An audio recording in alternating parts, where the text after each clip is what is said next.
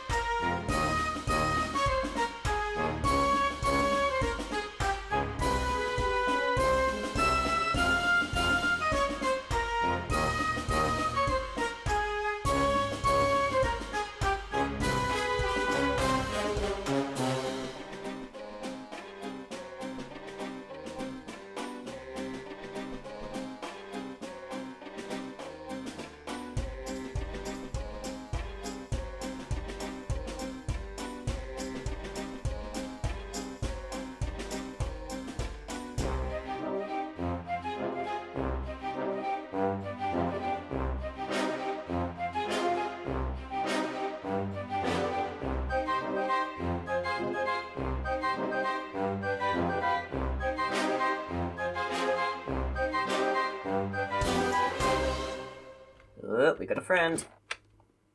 Yep. I'm good. Hooray! Go away. How are you still alive? That's better. In a nice... I'm trying to think what the phrase here would be. In a nice, portable scale, I guess? I don't know. Anyways, our first job here with these is to half-slab the base of them. And the reason we do that, instead of just lighting it up, is, as you saw, even with it lit up, because this is a slime chunk, slimes will spawn, regardless of light level. So, we want to make sure that this is all half slabs, so that they don't do that, because then nothing can spawn down here. And that is going to take approximately 4 stacks of half slabs. I'm just using junky cobblestone slabs here because A, I have a freaking ton of cobblestone, as you can guess, and B, this isn't meant to be like viewed. This isn't meant to be a visible kind of area, so we don't really need to worry about it looking terribly gritty. But as I learned in the course of various other like adventures and builds and whatnot, cobblestone isn't actually that ugly. Like, Netherrack isn't even that ugly. What happens is that people tend to just see them in very large quantities, and they don't realize, therefore... Oh, somebody jumped down. Okay. Probably gonna jump down from the what's just over there. I'm gonna have to half slab that. Bye-bye, little friends. Bye-bye. big. Good. Yeah, they see them in very large quantities and they immediately think, oh, that material is gross and ugly, but what's actually happening is that they're just being, I guess saturated would be the phrase. They're seeing too much of a specific material and that results in it looking just kind of rubbish. Whereas if you actually use it in highlighting things, it works a lot better. Okay, so, very nearly done here. And then we have the next problem, which is setting up the floors, which we will start with level 30, because why not? I can get there. I can get to all of the floors by that ladder, so there. And I have actually worked out exactly what the torches should be, like where they should be, for maximum perfect coverage in a given chunk, but it's not necessarily perfect. So we've got 4 stacks per level. I've got enough for 3 levels. I highly doubt that we're going to get 3 levels done in this one episode, but you never know. Okay, so I need level 30, which should be very close to here. Okay, there we go. So, looking at level 31, looking at level 30. Good, got it. Okay. And these need to be at 30, 27, 24, 21, and so on. You get the idea, basically. To allow for our giant slimes to spawn. These sort of large scales that break into the medium scales that can still hurt you, and then the smaller ones that we've frankly mostly just been seeing here. But basically, do I have enough to... Yes, I do. Okay, so 1 there, and let me see, I believe it's 1 here, and 1 there. Do that in the corners, and you've got no capacity for regular mobs to spawn in a given chunk. And you might wonder how I know that. The answer is I've just spent an age working on an Excel spreadsheet to try and work that out. And I tried to make it with fewer torches, I tried to make it more symmetrical, but it just turns out that having that little, like, arrow sign of torches is just... it works. So it's the closest I can make to an aesthetic design. So it's what we're putting up with for now, at least.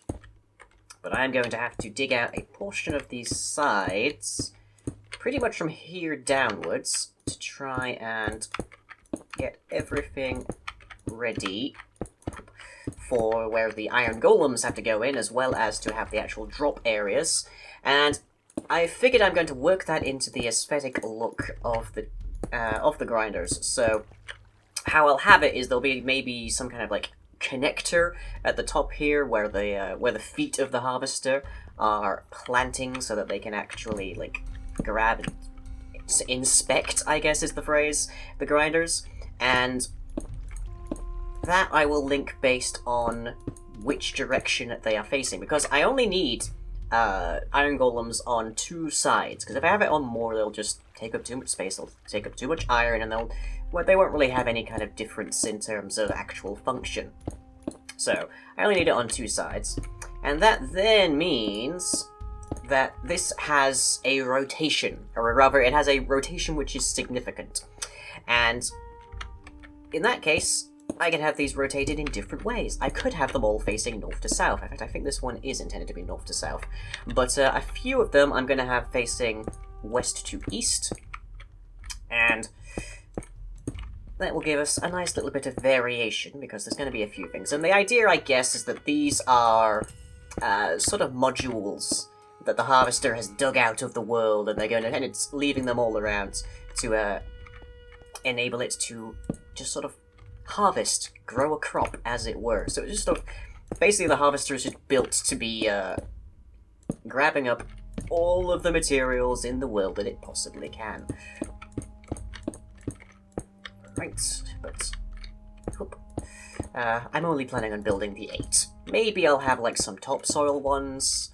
Maybe I'll have like part of one that's like in the middle of being constructed on the side of the harvester. And maybe I'll just like leave it at that, but I don't plan on building more than 8 functional ones at the very least. Okay. Getting there, getting there. And the unfortunate part is, I guess, about this particular one, is when you build a slime farm, you don't really get anything. You get access to an unlimited supply of slime, which is pretty awesome, personally, in my experience. And now you can actually turn slime into blocks, so there's something. But it's not a storage block, so you can't turn it back. And you can't... Okay, there we go. A little over. Well, actually, no, there's one block here missing because ladder. But we can fix that when we actually start digging down further. So, now it's really dark under here. But I need to add another level.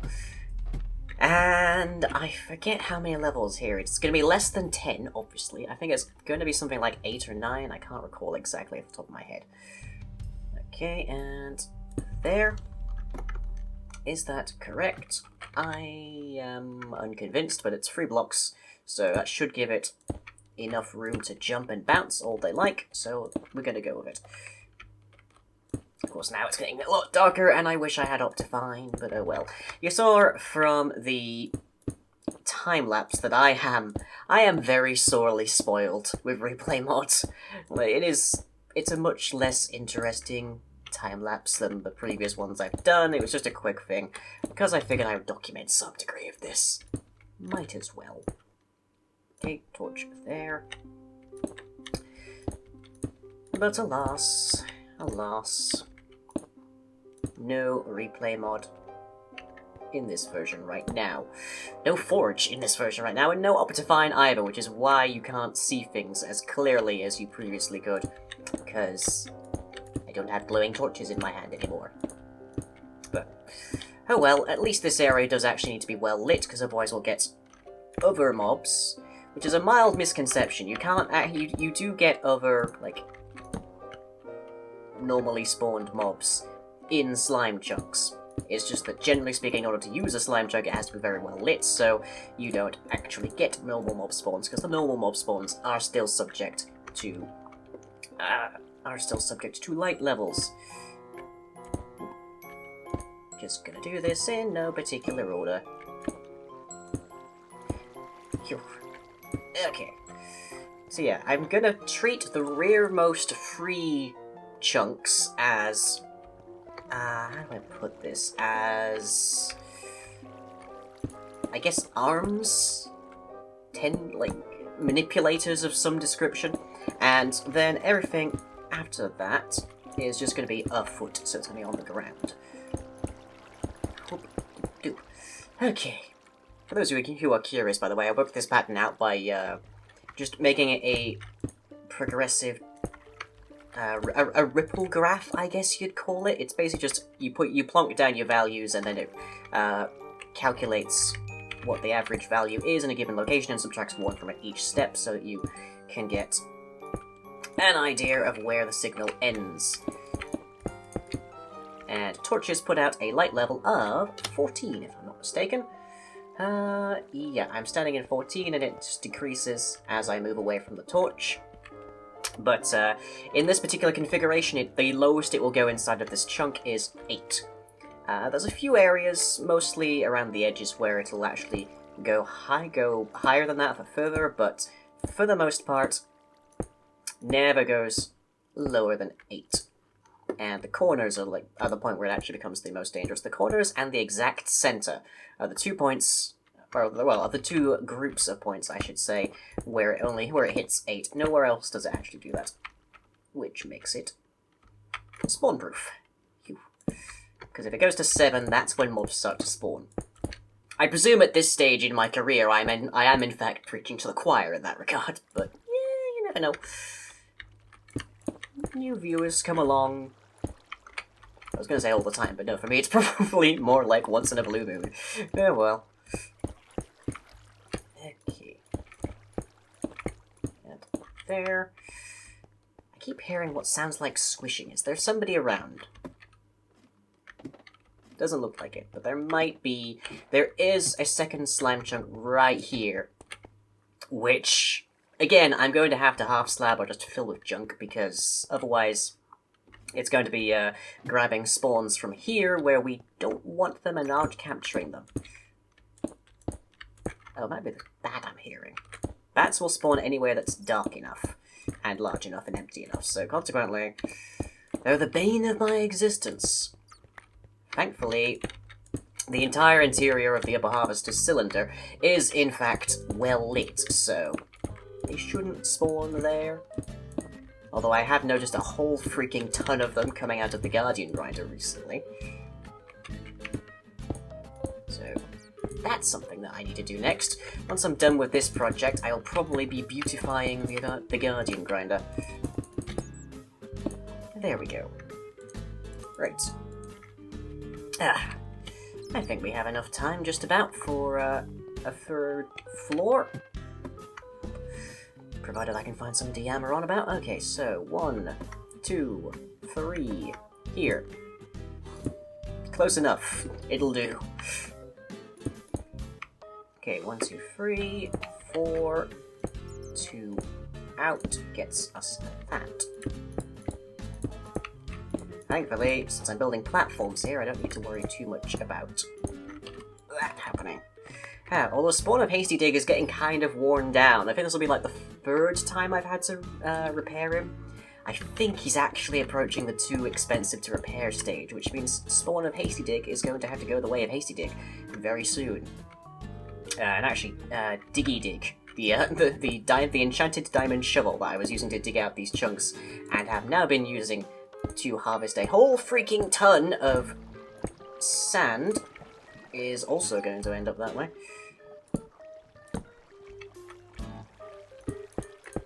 Very soon. Fortunately, the advantage of digging out entire chunks is that you end up with at least a few diamonds per chunk.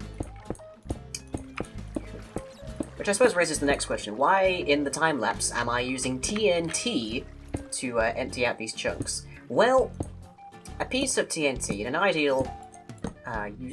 ideal example, will take out a 3 by 3 by 3 area, minus the space itself, so that's 26 blocks. And that means that it is about 25 blocks that I don't have to dig, because I have to dig one block to actually get to the point where I can... Well, I have to dig a pair of blocks, commonly, so I can actually get to the space to plant the TNT. And, as I say, unlimited supply of gunpowder, unlimited supply, functionally, of sand. Put them all together, piece of wooden plank to get yourself a button, and you can get yourself a bunch of blocks. And it's time-consuming, but it's a lot less time-consuming than it would be if I was doing the entire chunk by hand. Not to mention it would cost a lot more resources. We are very close to the limits of that beacon. I had to move that out of directly underneath the harvester now, so I can actually get these things done, but...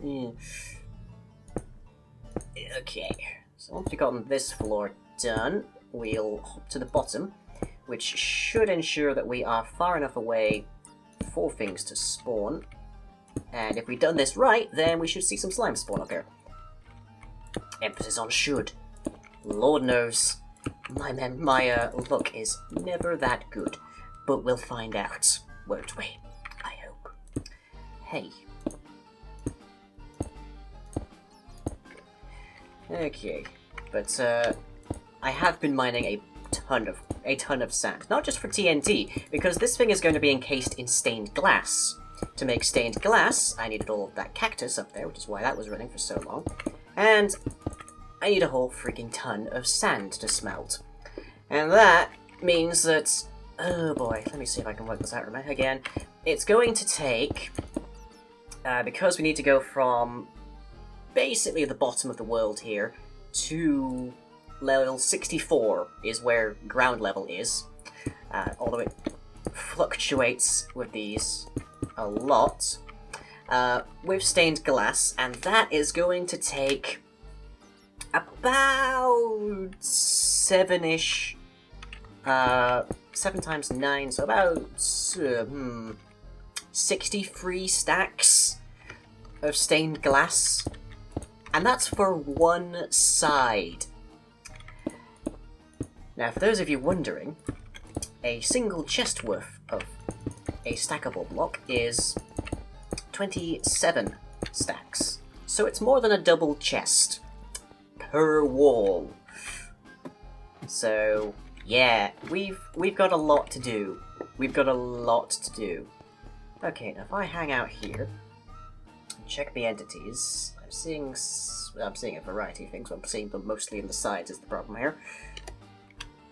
But if I hang out there, oh, and night is descending as well, that's going to mess up my numbers because slimes can spawn in the swamps during the night, which makes this slightly less ideal.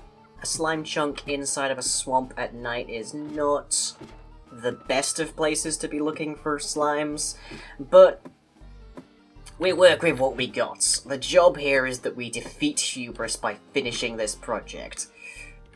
But there we have it. That's... You can go away. Doodles. Yeah. So the idea is that we pretty much have these all worked out so that any slime that spawns down there gets lured by the iron golems and then falls, dies, and harvested.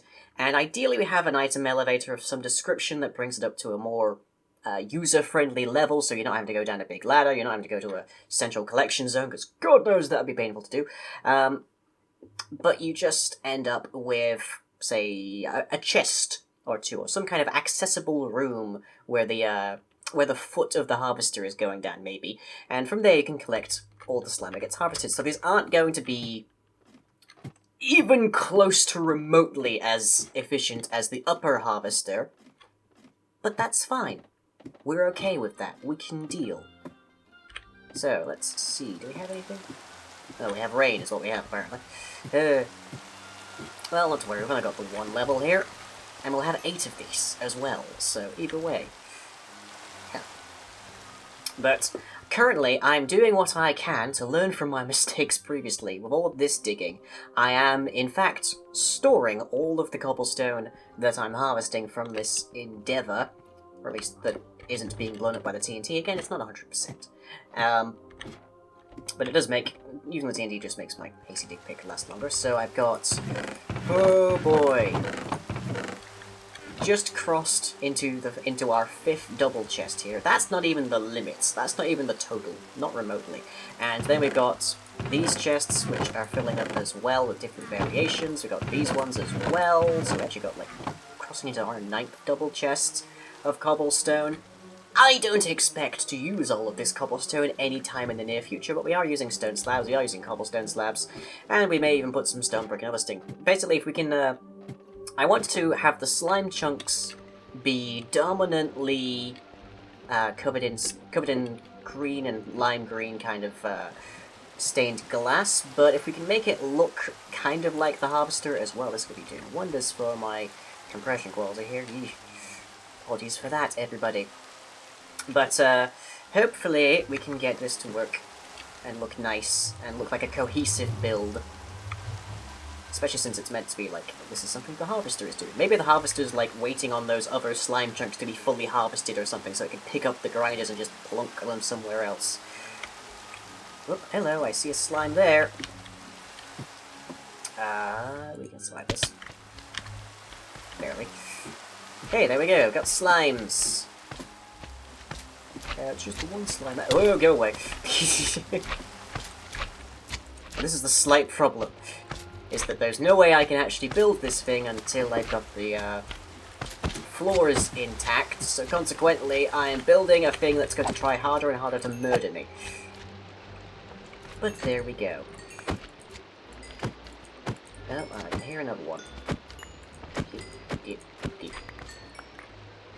20 slime. Oh. Okay, so where's this one? Is it above me? Yeah, it's in the other chunk. Yeah, so I'm gonna have, that's what I mean. I'm gonna have to seal that off and prevent spawning in there, because now there's 2 giant slimes in there. Maybe more. Which are gonna be a pain when I'm trying to actually use these. That's just sort of the side effect of trying to confirm these slime chunks. Because I had to dig them out to ensure that they actually spawned slimes, and then I had to actually know where all the slime chunks were to then work out which ones I'm actually interested in using. Thankfully, they apparently can't get through that gap. I'm okay with this. Anyways, hope you've all enjoyed. Oh, it's getting very damaged. There. Anyways, hope you've all enjoyed. I shall catch you all next time.